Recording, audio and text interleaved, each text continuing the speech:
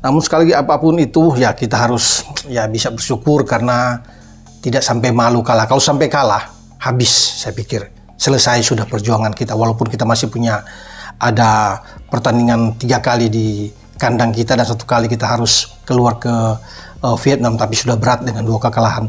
Dengan hasil imbang ini pun semakin sulit ya kita untuk bisa bertarung. Memang masih ada harapan ke depan, masih ada, kecuali kita bisa memanfaatkan sisa 4 laga ke depan dengan hasil yang positif.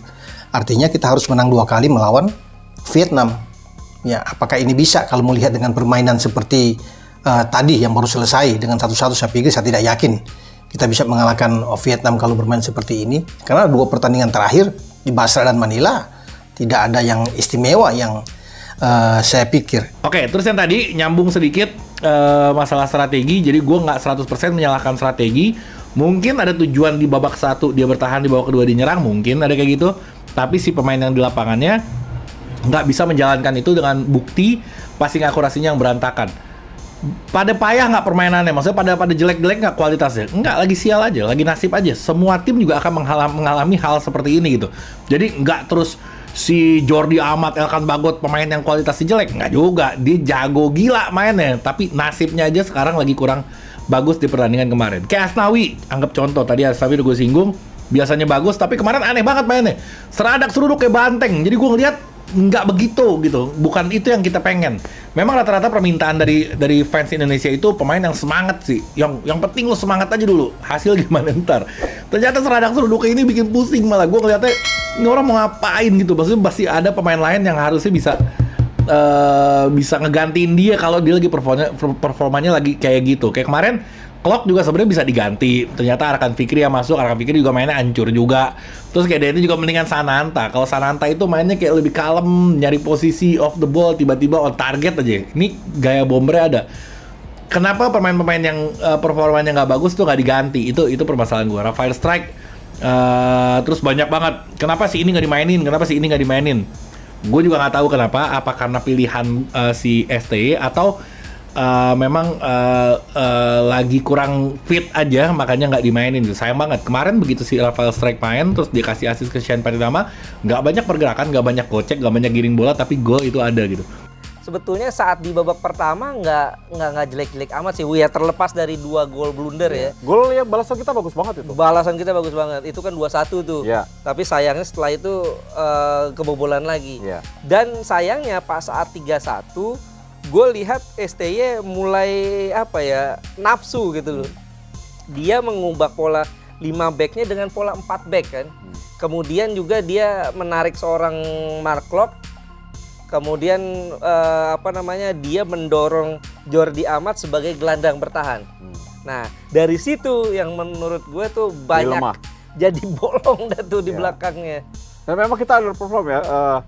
Kapten juga Asnawi nggak main dalam terbaiknya, dan pemain-pemain kita harapkan biasanya tampil bagus, kemarin tidak. Apakah ini salah satu juga masalahnya kita sering main di kandang? Nah itu dia. Ketika juga main di luar, betul, tekanannya tinggi. Betul, sepakat gue. Oke, yang berikutnya gue agak sedikit gini ya, gue agak sedikit miris ngelihat si gue gimana yang ngomongnya ya, agak sedikit miris ngelihat pemain timnas kita yang atas kekalahan kemarin itu sepertinya mentalnya kena gitu. Karena gue ngeliat beberapa foto, dia mukanya kayak lagi muram, terus kayak lagi sedih gitu. Harusnya lo sebagai pemain profesional, ketika ada kritikan yang sebegitu tajamnya, lo buktikan aja. Buktikan kalau lo nggak pantas dapat kritikan itu dengan permainan lo yang bagus gitu tentunya. Nah, dan juga jangan disalahin orang yang kritik. Itu wajar. Lo pemain, lo harus siap menerima 2 hal. Yang pertama pujian, yang kedua adalah kritisi atau dalam kurung cacian. Itu lumrah. Jangankan di Indonesia, di seluruh dunia juga sama. Semua akan seperti itu, sama aja. Mau di Indonesia, mau di luar negeri, itu semua berlaku. Oke? Dan buat netizen yang lain juga, jangan larang juga teman-teman lo untuk mengkritisi. Toh juga nanti kalau menang dipuji juga sama dia. Dan dia punya hak untuk berbicara apa yang ingin dibicarakan selama koridornya masih aman ya, nggak yang mencaci maki, mencela rasis dan segala macam, apalagi menyangkut sama keluarganya. Tapi kalau cuman ke permainannya, ke gaya mainnya dan segala macam, ya itu masih dalam taraf yang oke-oke aja, jangan dilarang. Jadi kita harus membiasakan dengan pujian dan kritikan. Kalau dipuji mau, ya dikritik juga harusnya mau. Jadi jangan kaget, emang baru nonton bola kemarin. Dari zaman dulu juga bola ya kayak gini. Nggak di Indonesia, nggak di luar negeri, sama aja. Selama kritikannya itu masih dalam batas yang wajar-wajar aja.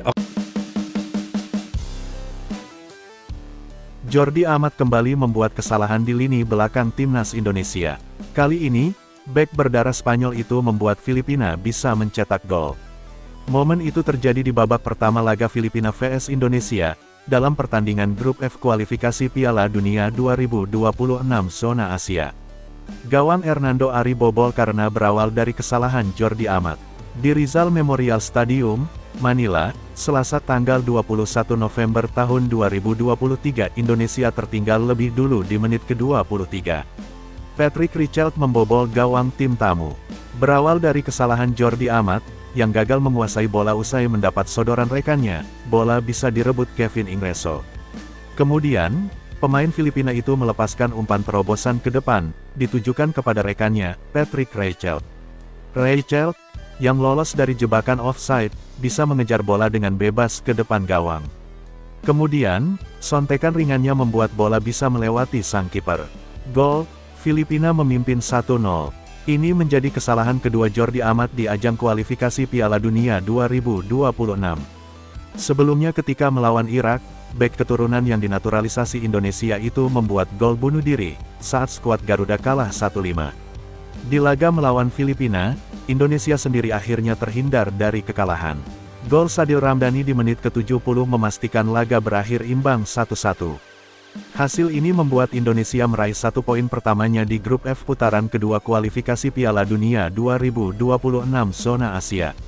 Anak asuh Shin Tae-yong masih menjadi juru kunci di bawah Filipina, 1, dan Vietnam, 3, dan Irak, 6. Blunder Jordi Amat saat timnas Indonesia melawan Filipina di kualifikasi Piala Dunia 2026 kembali menjadi sorotan. Tapi apakah itu murni kesalahan Jordi Amat sepenuhnya? Indonesia hanya mampu meraih hasil imbang 1-1 melawan Filipina pada laga kedua grup F kualifikasi Piala Dunia 2026 di Stadion Rizal Memorial, Manila, Selasa, 21/11. Gol Sadil Ramdhani menyelamatkan Indonesia dari kekalahan di markas Filipina. Gol Filipina yang dicetak Patrick Richelt pada menit ke-23 berawal dari blunder Jordi Amat di tengah lapangan. Pemain Johor Darul Tazim itu kehilangan bola di tengah lapangan saat membangun serangan. Blunder Jordi Amat mendapat sorotan netizen. Pemain naturalisasi itu dianggap underperform dalam 2 laga kualifikasi Piala Dunia 2026. Saat Indonesia dibantai Irak 1-5, Jordi juga tampil kurang apik, termasuk melakukan gol bunuh diri. Jordi Amat blunder mulu, gol Filipina berawal dari blunder si Amat, tulis salah satu netizen. 2 match berturut-turut Jordi Amat selalu membuat blunder yang fatal. Di laga lawan Irak melakukan gol bunuh diri yang menjatuhkan mental para pemain timnas hingga babak belur dihajar Irak. Tadi juga gara-gara dia kehilangan bola akhirnya terjadi serangan balik yang berakibat gol, tulis netizen lainnya. Namun apakah blunder Jordi Amat murni kesalahannya? Jika melihat jalannya penampilan timnas Indonesia di babak pertama, jawabannya adalah tidak. Permainan Indonesia di babak pertama melawan Filipina benar-benar berantakan. Tidak ada koneksi yang bagus antara lini belakang ke tengah dan ke depan, atau sebaliknya saat transisi menyerang ke bertahan.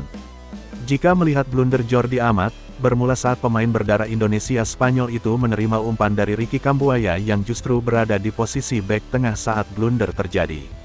Kemungkinan besar Jordi Amat berinisiatif untuk menjadi jembatan antara lini belakang dan lini depan saat blunder terjadi. Lini tengah Indonesia sangat buruk di babak pertama. Rahmat Irianto dan Ricky Kambuaya lebih sering menunggu bola, bukannya mengambil bola dan menjadi jembatan untuk mengalirkan bola ke lini depan. Selain itu Irianto sering sekali kehilangan bola.